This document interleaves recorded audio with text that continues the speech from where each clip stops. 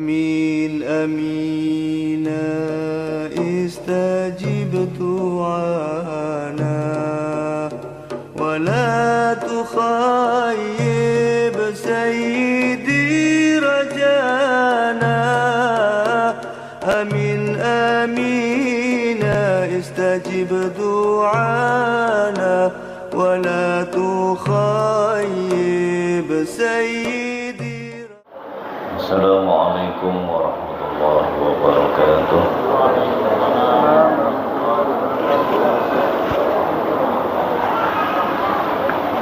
Bismillahirrahmanirrahim. Alhamdulillahi rabbil alamin. Wa bihi nasta'inu ala umurid dunya waddin. Al-qail fi kitabihil karim. A'udzu billahi minasyaitonir rajim. ولولا نفر من كل فرقة منهم طائفة ليتفقهوا في الدين. الآية. أشهد أن لا إله إلا الله وحده لا شريك له وأشهد أن سيدنا ونبينا ومولانا محمدا عبده ورسوله لا نبي بعده. اللهم صل وسلم وبارك على خاتم النبيين والمرسلين القائل فيما أوتي من جوامع الكلم ما يريد الله به خيرا يفقهه في الدين. متفق عليه. وعلى آله وأصحابه والتابعين وتابع التابعين وتابعين لهم بإحسان إلى يوم الدين. وبعد رب اشرح لي صدري ويسر لي أمري واحلل عقدة من لساني يفقهوا قولي. رب زدنا علما نافعا وارزقنا فهما طيبا. رب يسر لنا أمورنا ولا تعسر علينا. رب تمم علينا بالخير. اللهم ألهمنا علما نفقه به أوامرك ونواهيك وأكرمنا من نور الفهم وأخرجنا من ظلمات الوهم وارزقنا فهم النبيين وحفظ المرسلين وإلهام الملائكة المقربين برحمتك يا أرحم الراحمين. آمين يا رب العالمين. Hadirin para rawuh pengajian rutin malam Senin Ahad malam Senin yang dirahmati Allah. Pertama, marilah kita muji syukur kepada Allah Subhanahu wa ta'ala biqouli alhamdulillahirabbil alamin, yang mana hingga saat ini kita masih menerima nikmatnya yang begitu besar, begitu banyak, terutama nikmat yang berupa sehatnya badan, tetapnya iman, tetapnya Islam dan ihsan.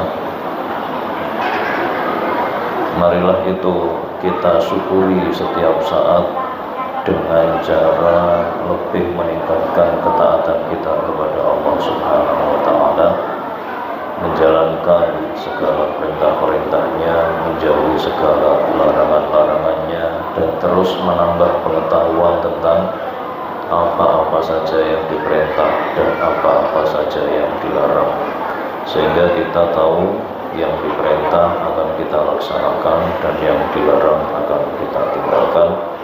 Dan semoga kita semua menjadi makhluknya yang pandai mensyukuri nikmat.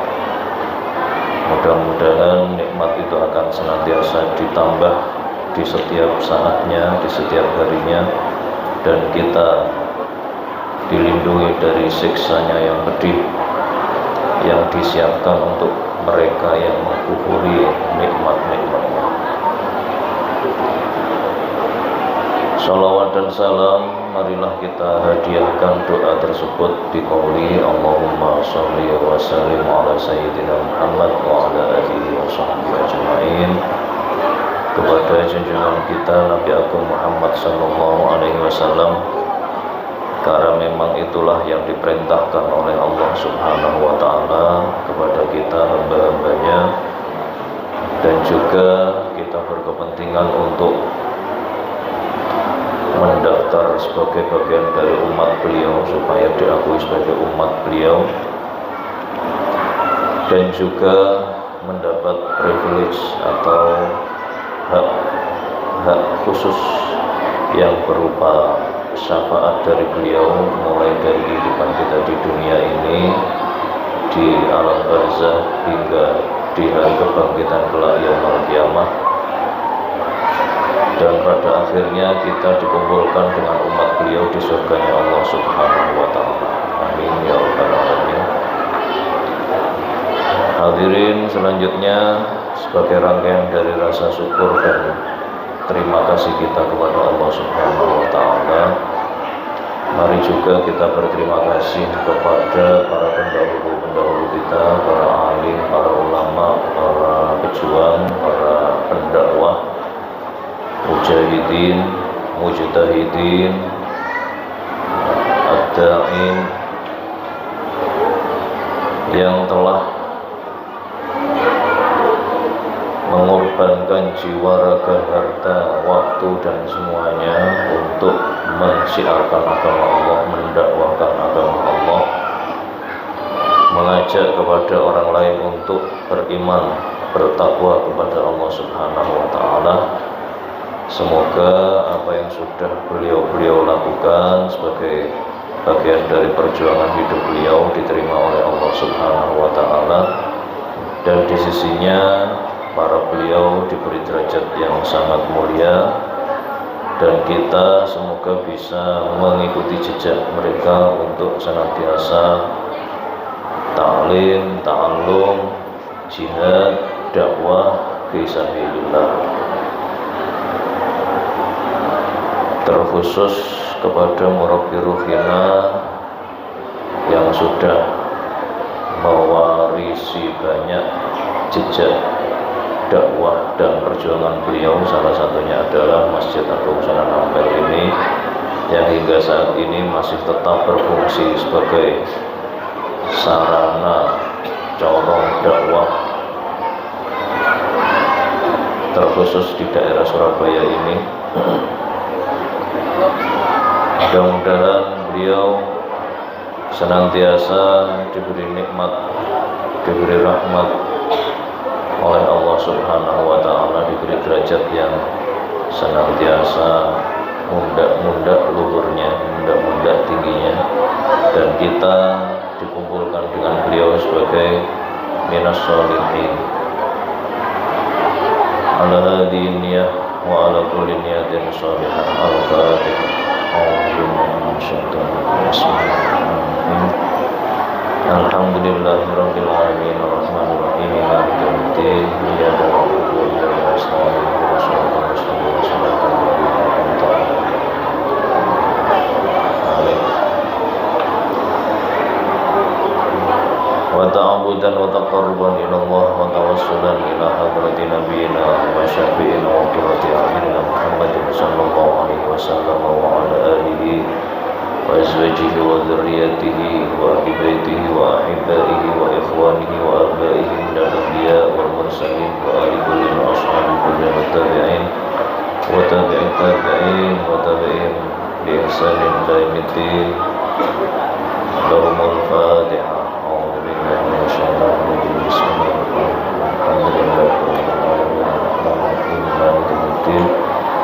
Iyyaka na'budu wa iyyaka nasta'in ihdinas siratal mustaqim siratal ladzina an'amta 'alaihim ghairil maghdubi 'alaihim waladdallin. Amin.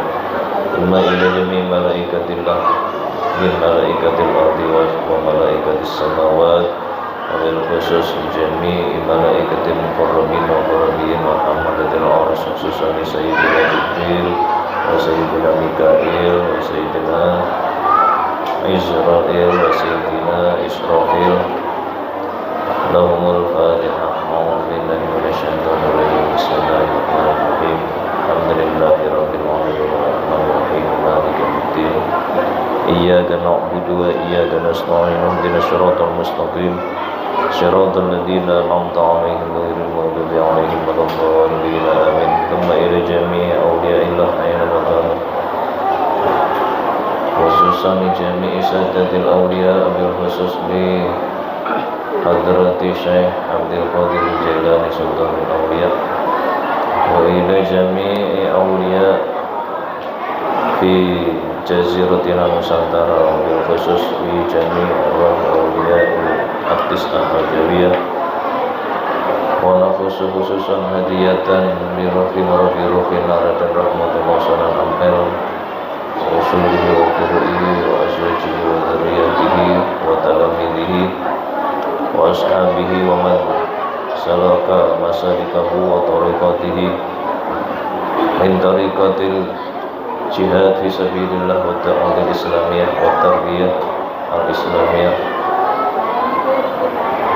Lahumul Fatihah. A'udzu billahi minasyaitonir rajim. Bismillahirrahmanirrahim.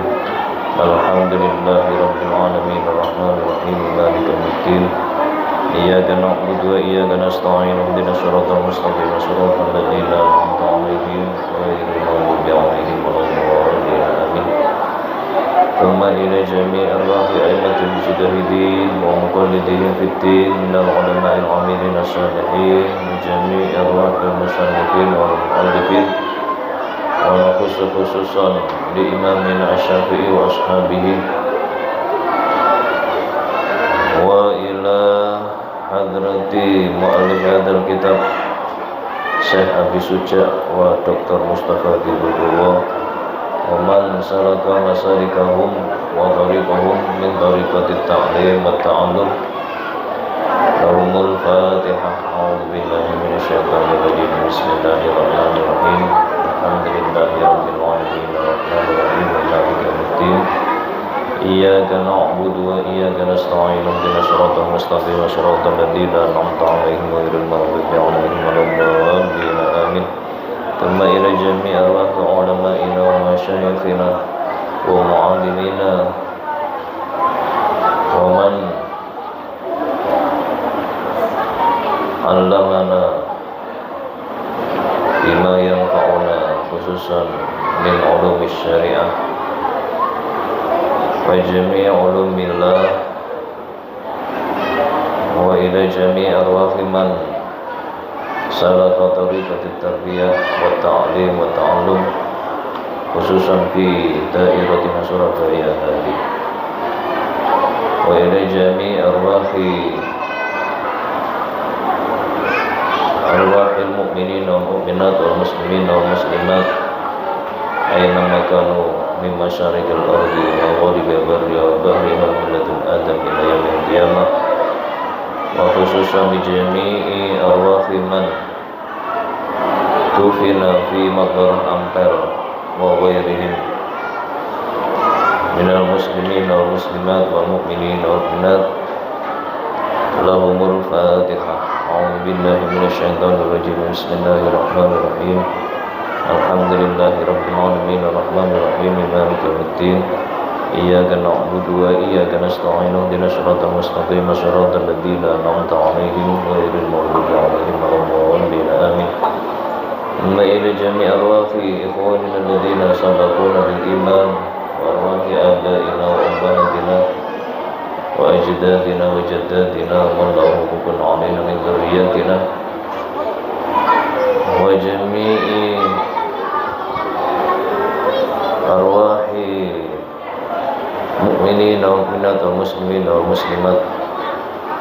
Lahumul Fatihah. A'udzu billahi minasyaitonir rajim. Bismillahirrahmanirrahim. Alhamdulillahi rabbil alamin arrahmanir rahim maliki yaumiddin.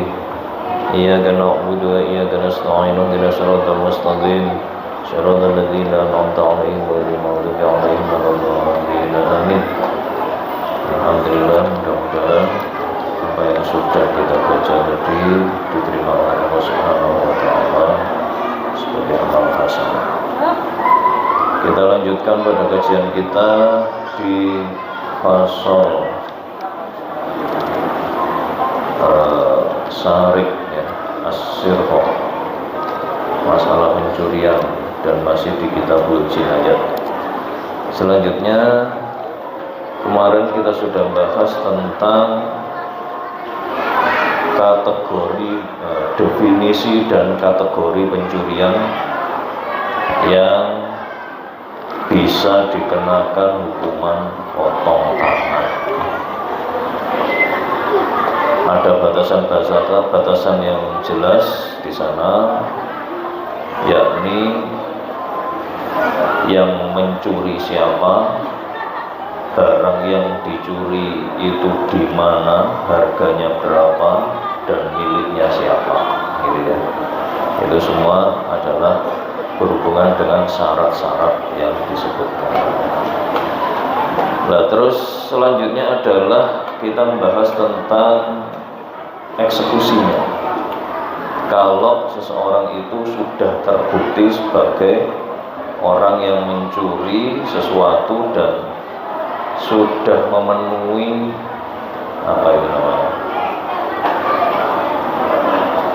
sudah memenuhi persyaratan untuk dilakukan potong tangan, hukuman potong tangan.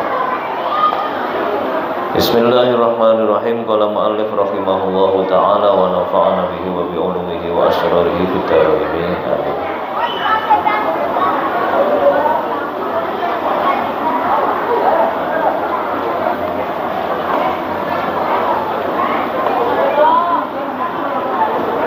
Qala mu'allif rahimahullah ta'ala wa tuqta'u, halaman 212. Wa tuqta'u yaduhul yumna min mifsalil ku atau mafsalil ku. Seorang pencuri dihukum potong tangan dengan cara dipotong tangannya yang kanan, Di mana tempat memotong tangannya? Di pergelangan tangan, yakni tempat pertemuan antara tulang tangan dengan tulang jari-jari ini ya, dengan tulang lengan bawah,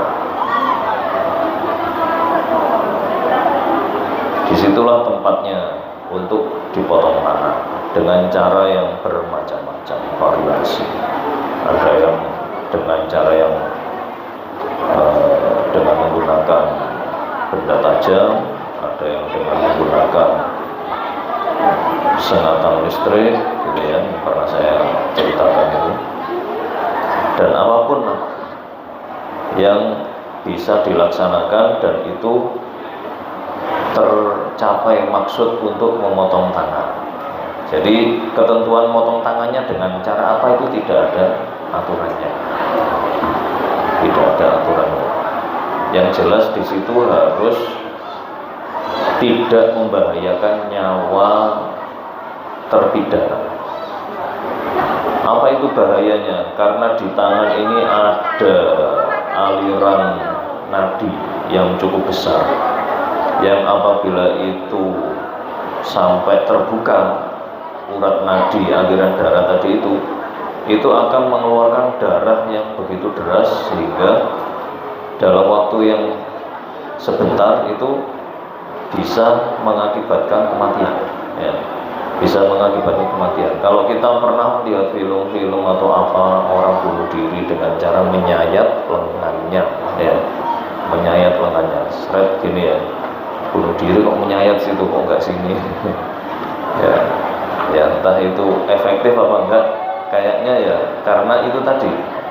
Jadi di daerah sini itu ada aliran nadi yang cukup besar, alirannya deras sehingga kalau kita pegang itu bisa kita rasakan denyutnya, ya. Bisa kita rasakan denyutnya di sini, ya. Di sini bisa kita rasakan.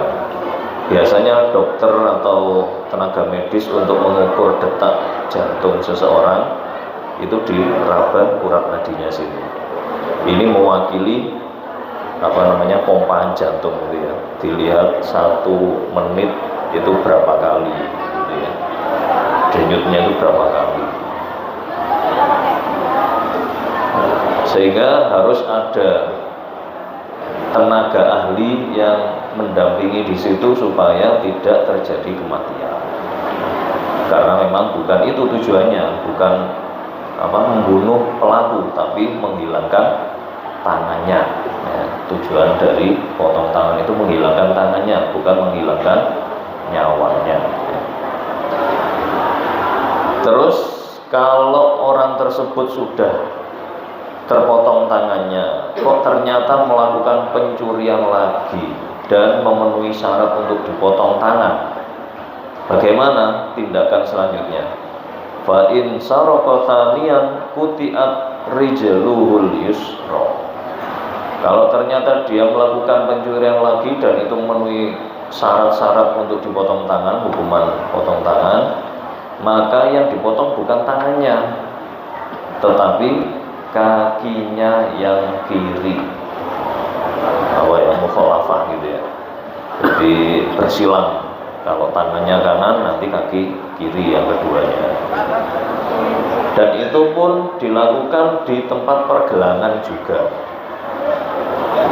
Kalau kita menyebutnya di mata kaki, mata kaki itu di mana pertemuan antara tulang-tulang jari kaki atau kaki dengan tulang kering atau gares. Nah, disitulah tempat motongnya, terpotong di situ. Jadi tidak asal tebas dimanapun tempatnya, tidak, tapi ada ketentuan-ketentuan yang diatur syariat untuk tempatnya. Sudah, dan ini semua ada riwayatnya, ya. Ada yang dari Nabi sendiri, ada yang dari para sahabat, riwayat tentang pelaksanaan hukuman potong tangan. Terus apabila sudah dipotong kakinya yang kiri, kok ternyata mencuri lagi orang tersebut, maka kalau ternyata terpenuhi syarat-syaratnya untuk dipotong tangannya, dia akan dieksekusi lagi dengan hukuman potong tangan. Karena potong tangan yang kanan sudah terpotong, maka ganti tangan yang kiri yang dipotong. Dan itu tempatnya juga sama, di pergelangan tangan, ya, di pergelangan tangan. Fa in saraka thalithan quti'at yaduhul yusra.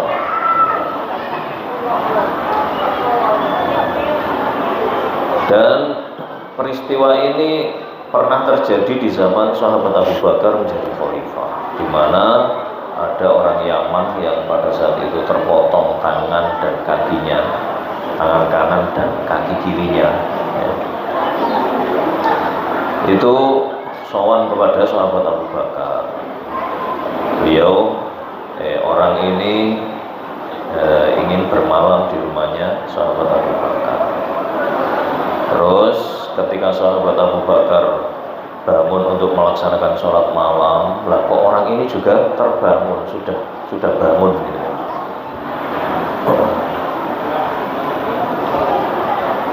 Akhirnya ditanya oleh sahabat Abu Bakar, kamu ngapain malam-malam begini bangun?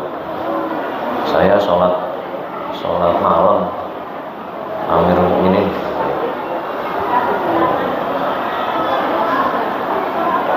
Loh, kamu bener ini sholat, nggak nyolong tak kamu ini. Terus setelah itu ternyata istrinya Abu Bakar kehilangan perhiasannya. Dewi Asma bin Umais itu kehilangan perhiasannya. Akhirnya gemparlah kejadian itu. Dan karena barusan terjadi, akhirnya oleh orang-orang di sekitar itu dicari bersama-sama. Mereka mencari sambil berdoa, Allahumma alaika biman qayyata ahla hadhil baiti shalih. Ya Allah, kami, ya cara kasarane gitu ya, memasrahkan kepada Tuhan, kepada panjenengan atas orang yang telah nginep di rumahnya sahabat Abu Bakar yang soleh ini. Apakah dia ini mencuri apa tidak? Dan akhirnya barang yang hilang tadi ketemu. Akhirnya ketemu di toko perhiasan. Ditanyalah orang yang jual perhiasannya, kamu tahu nggak ini barangnya siapa? Ini barang saya. Ini barangnya istrinya Amirul Mukminin, Dewi Asma. Terus ditanyalah orang yang punya toko ini, kamu dapat dari mana barang ini?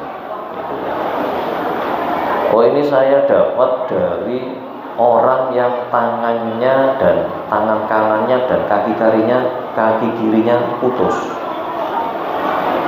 Orang yang tangan kanan dan kaki kirinya putus, berarti sama dengan ciri-ciri orang Yaman yang tadi sowan ke Abu Bakar dan bermalam.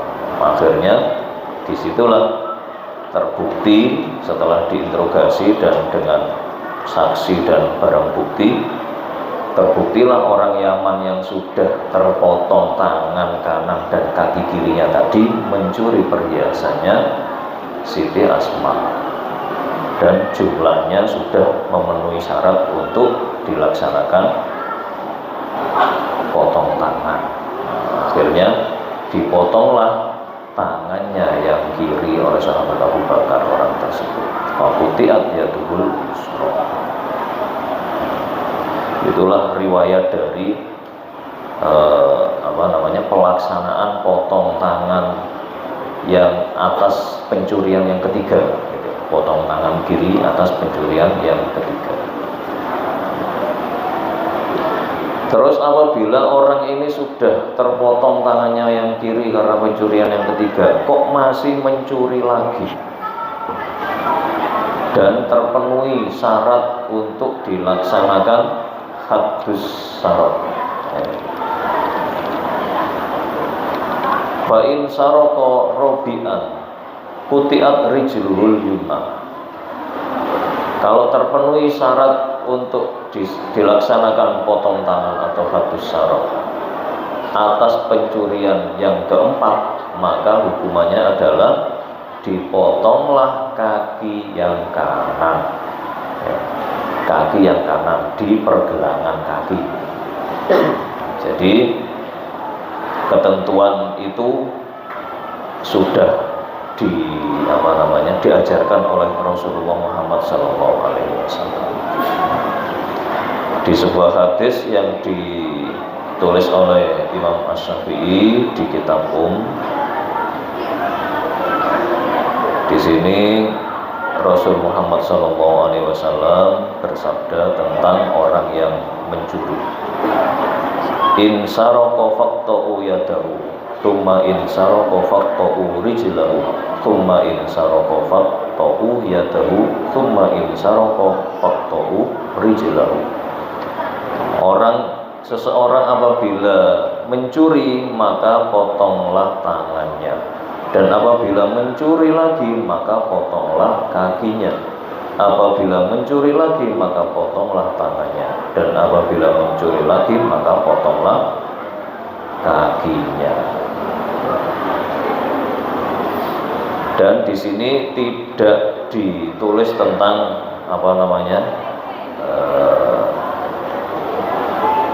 mukhalafahnya, khilaf-khilafnya itu persilangannya itu dia. Tidak ditulis, tapi di riwayat yang lain itu menunjukkan bahwa eksekusi potong tangan dan kaki ini dilakukan secara bersila. Dan ijtihad para ulama, ijma' para ulama fikih Syafi'iyah itu seperti itu. Jadi potong tangan kaki itu dilakukan secara bersilang. Jadi bukan tangan kanan, kaki kanan, tangan kiri, kaki kiri, tidak. Jadi seperti yang ditulis oleh Abi Suja ini, saya Abi Suja, kalau mencuri pertama dipotonglah tangan kanan, kalau mencuri yang kedua dipotonglah kaki kiri, kalau mencuri lagi yang ketiga dipotonglah tangan kiri, dan kalau mencuri lagi yang keempat dipotonglah kaki kanan. Terus apabila masih mencuri lagi gimana? Kok ya ini nyiapi kejadian yang mungkin saja bisa terjadi. Fa in saraka ba'da dzalik uzira. Apabila masih melakukan pencurian lagi padahal tangan keduanya sudah terpotong, kaki keduanya sudah terpotong, maka bisa dijatuhi hukuman yang lain, yakni takzir.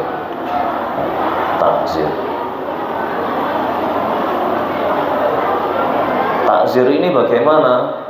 Diputuskanlah oleh hakim, entah itu dengan cara dipukul, dipenjara, diasingkan, gitu ya. Terserah hakim. Yang jelas harus bertujuan untuk menimbulkan efek jerah bagi pelakunya, supaya tidak merasa apa yang sudah dia lakukan dan itu kemaksiatan bebas, gitu ya, tanpa ada hukuman. Itu jangan sampai.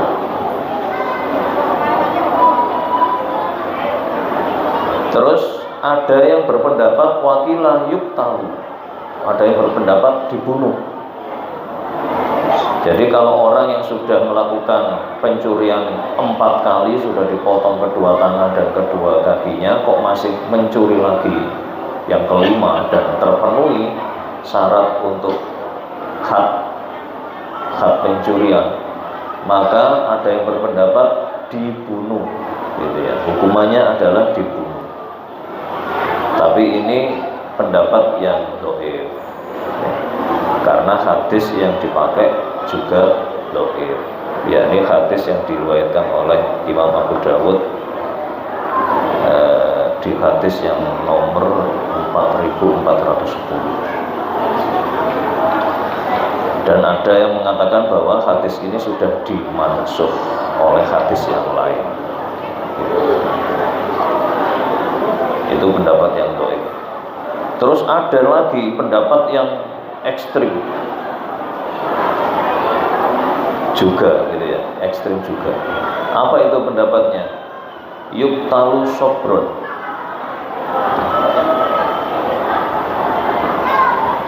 Yuktalu sobron, ayyuk basu min ajli ayyuk tala walau yauman wahidan. Dipenjara atau dibunuh dengan perlahan, gitu ya. Dibunuh dengan perlahan-lahan. Dan ini eksekusinya bermacam-macam. Di zaman siapa itu? Saya lupa namanya. Kekhalifahan Abbasiyah di Spanyol, ya, di Spanyol. Itu pernah melakukan eksekusi kepada raja yang atau khalifah yang korupsi. Itu dibunuh secara berlahan. Dengan cara apa? Dia disuruh mandi selama sehari semalam dan tidak boleh minum. Dimandikan terus sehari semalam. Orang mandi yang timbul apa biasanya? Rasa haus. Ya. Coba kita mandi di kolam renang tanpa minum, haus sekali. Ya. Dimandikan ini karena cairan tubuh itu akan larut dalam air itu, sehingga orang ini merasa haus dan tidak diberi minum sampai mati.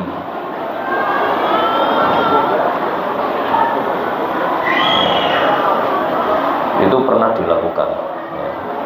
Menghukum koruptor dengan cara membunuhnya perlahan-lahan. Itu pernah dilakukan. Jadi tidak pakai proses dipotong tangan, enggak, tapi langsung dihukum mati perlahan-lahan dengan cara dimandikan secara terus-menerus sampai dia kehausan dan mati dalam keadaan haus. Itu yang paling ekstrim yang pernah dilaksanakan, hukuman atas tindakan korupsi. Selanjutnya di pasal selanjutnya dan masih di Kitabul Jinayat.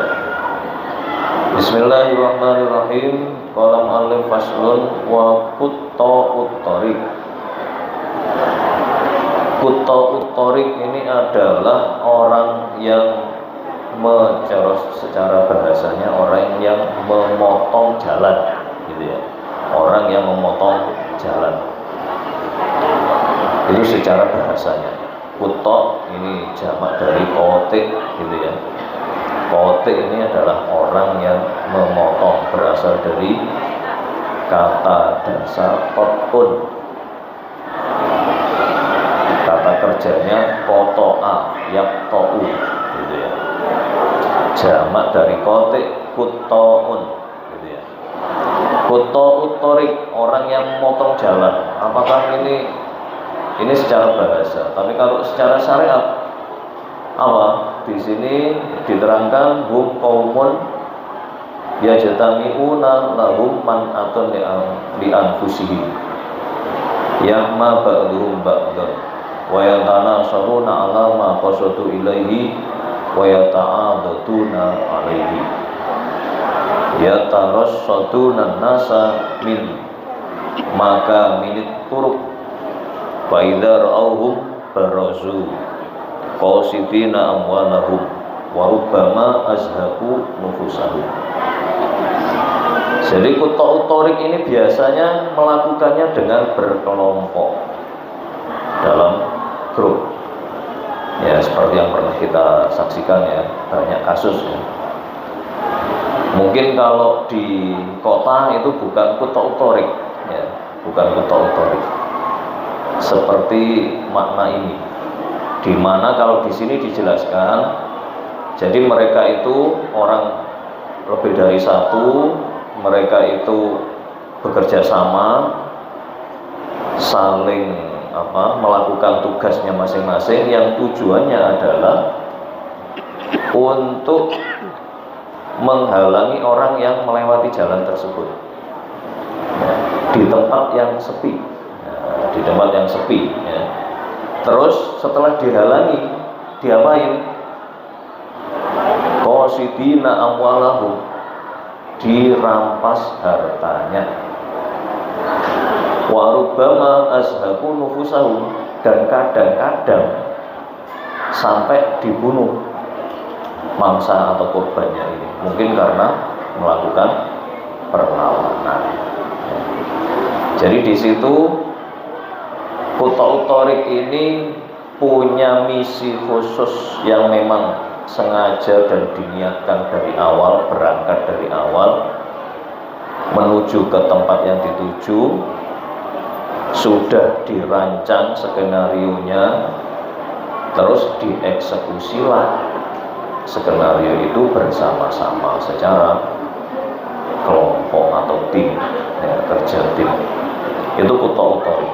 Sehingga di sini disebutkan kutta jamak karena biasanya dilakukan bersama-sama atau banyak orang, tidak sendirian, gitu ya. Kutta-utorik ala arba'ati aqsam, orang yang begal jalan atau perampok. Ini bukan perampok di rumah ya, ngerempok di jalan ya, nyegat jalan.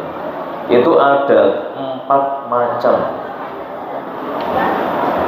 Dilihat kasusnya. In qatalu walam yakhudul mala qutilu. Kalau mereka ternyata membunuh dan tidak mengambil harta dari korbannya, maka hukumannya adalah dibunuh ya, seperti pembunuh yang sengaja gitu ya, mahdum, postur mahdum gitu ya, pembunuhan yang benar-benar disengaja. Itu hukuman dari kutta-utorik. Kalau dia hanya membunuh korbannya tanpa mengambil harta bendanya, maka hukumannya adalah dibunuh. Fa in qatalu wa akhadul mal qutilu wa sulibu. Nah, ini ekstrim hukumannya. Kalau dia membunuh korbannya dan mengambil hartanya, hukumannya paling berat. Apa itu? Hukumannya dibunuh dan disalib. Jadi tidak dikuburkan. dibunuh dan disalib, di apa, diikat di tiang, tidak dikuburkan. Berarti ini kan memang hukuman yang luar biasa ini. Dibunuh dan dipanjar, disalib, tidak dikuburkan. Dan di sana banyak sekali kemungkinan bisa nanti dimakan burung pemakan bangkai, bisa dimakan hewan buas pemakan bangkai dan lain sebagainya. Bahkan bisa dimakan semut, semut pemakan bangkai. Wa in akhadul mala wa lam yaqtulu qutti'at aydihim wa arjuluhum min khilafin. Kalau dia melakukan pembegalan jalan tadi itu tidak membunuh, hanya mengambil hartanya dari si korban, maka hukumannya seperti hukuman pencurian. Ketika tindakan itu dilakukan masih pertama kali, dipotong tangan kanan. Kalau dibaleni lagi, dipotong kaki kiri. Diulangi lagi, dipotong tangan kiri. Diulangi lagi, dipotong kaki kanan. Diulangi lagi, ditakzir dan seterusnya. Gitu ya. Itu kalau begalnya itu hanya mengambil hartanya saja tanpa membunuh. Itu hukuman yang kira-kira lebih ringan daripada yang pertama dan kedua. Fa in akhafus sabila walam ya'khudhu malan walam yaqtulu hubisu wa uzziru. Kalau niatnya hanya menakut-nakuti orang yang lewat, nggak tahu nih kenapa ini, mungkin kekurangan kesibukan ya, kok sampai nakut-nakuti orang lewat. Ada nggak ini yang nakut-nakuti orang lewat? Ada ya. Biasanya macam kayak pocong, kayak kuntilanak gitu ya. Nah itu ternyata ada hukumannya itu, dan itu tindakan kriminal menurut syariat Islam ya. Hanya menakut-nakuti saja orang yang lewat, dia tidak ngambil hartanya dan juga tidak membunuh orang itu yang lewat itu. Apa hukuman yang akan dijatuhkan kepada dia? Hubisu wa uzziru. Dia bisa dihukum penjara atau dihukum takzir yang lain, bisa dipukul, dipenjara atau apa ya, yang hukuman sosial atau apa yang bertujuan untuk memberi hukuman atas tindakannya. Nah, kalau di Indonesia sini ada nggak itu hukuman bagi orang yang menakut-nakuti saja? Nggak ada ya. Nah itu ya, berarti itu tantangan lagi baik buat kita, karena ternyata itu diatur oleh syariat dan ada hukumannya. Sementara orang di masyarakat kita belum banyak yang mengenal kalau tindakan seperti itu ya, itu ada hukumannya. Atau bahkan mungkin ada sekelompok orang yang duduk-duduk di pinggir jalan, terus setiap ada perempuan lewat digodai, akhirnya perempuan takut lewat situ. Nah ini kategori yang keempat ini ya, kategori yang keempat. Jadi memang dalam Islam itu segala perilaku zalim yang menghilangkan hak orang lain sekecil apapun itu ada hukumannya, ada konsekuensi hukumnya, sehingga kita harus melaksanakan akhlakul karimah. Karena dengan akhlakul karimah itulah tidak ada satupun hak dari orang Islam yang lain yang terzalimi. Itu yang bisa kami sampaikan karena keterbatasan